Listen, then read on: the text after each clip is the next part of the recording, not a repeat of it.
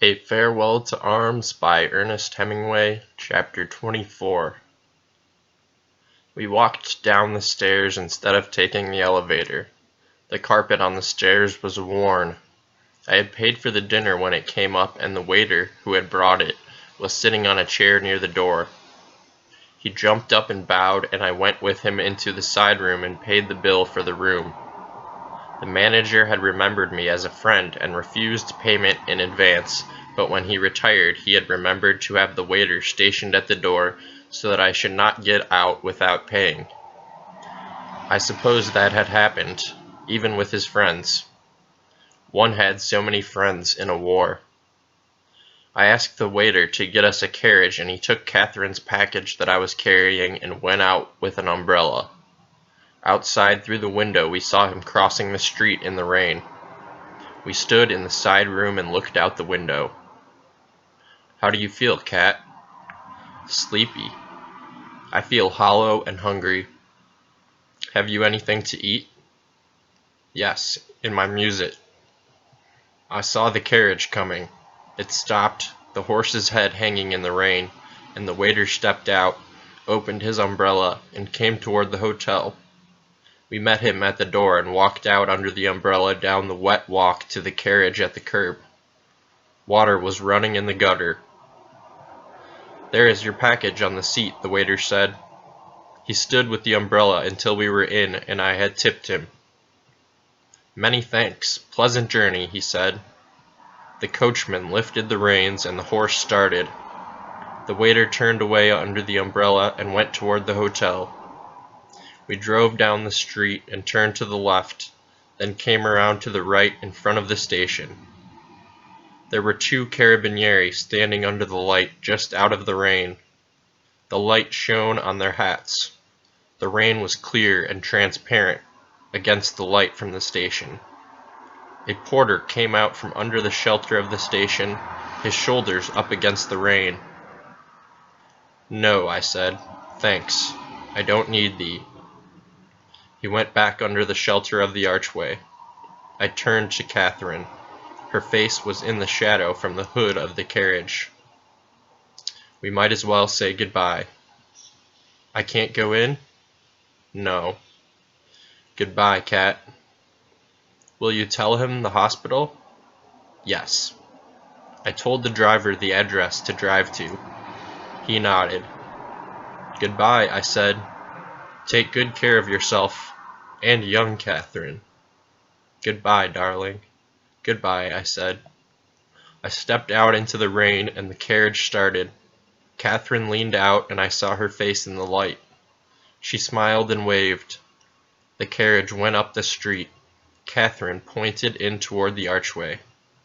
I looked. There were only the two carabinieri and the archway.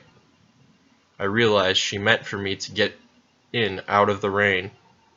I went in and stood and watched the carriage from the corner. Then I started through the station and down the runway to the train. The porter was on the platform looking for me. I followed him into the train, crowding past people and along the aisle and in through a door to where the machine gunner sat in the corner of a full compartment. My rucksack and musettes were above his head on the luggage rack. There were many men standing in the corridor, and the men in the compartment all looked at us when we came in. There were not enough places in the train, and everyone was hostile. The machine gunner stood up for me to sit down. Someone tapped me on the shoulder. I looked around. It was a very tall, gaunt captain of artillery with a red scar along his jaw. He had looked through the glass on the corridor and then come in. "What do you say?" I asked. I had turned and faced him. He was taller than I, and his face was very thin under the shadow of his cap visor, and the scar was new and shiny. Everyone in the compartment was looking at me. "You can't do that," he said. "You can't have a soldier save you a place." "I have done it." He swallowed, and I saw his Adam's apple go up and then down. The machine gunner stood in front of the place. Other men looked in through the glass. No one in the compartment said anything.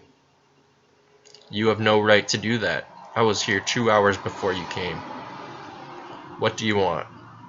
The seat. So do I.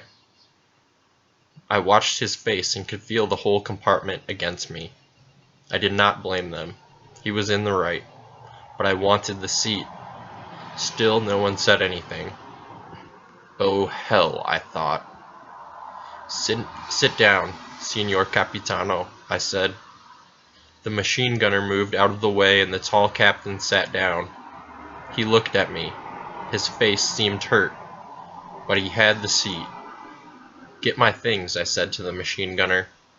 We went out in the corridor. The train was full and I knew there was no chance of a place. I gave the porter and the machine gunner 10 lire apiece. They went down the corridor and outside on the platform looking in the windows, but there were no places. Maybe some will get off at Brescia, the porter said. More will get on at Brescia, said the machine gunner. I said goodbye to them and we shook hands and they left. They both felt badly. Inside the train, we were all standing in the corridor when the train started. I watched the lights of the station and the yards as we went out. It was still raining, and soon the windows were wet and you could not see out. Later, I slept on the floor of the corridor. First, putting my pocketbook with my money and papers in it inside my shirt and trousers, so that it was inside the leg of my breeches. I slept all night, waking at Brescia and Verona when more men got on the train, but going back to sleep at once. I had my head on one of the musets and my arms around the other, and I could feel the pack, and they could all walk over me if they wouldn't step on me. Men were sleeping on the floor, all down the corridor. Others stood holding on to the window rods or leaning against the doors. That train was always crowded.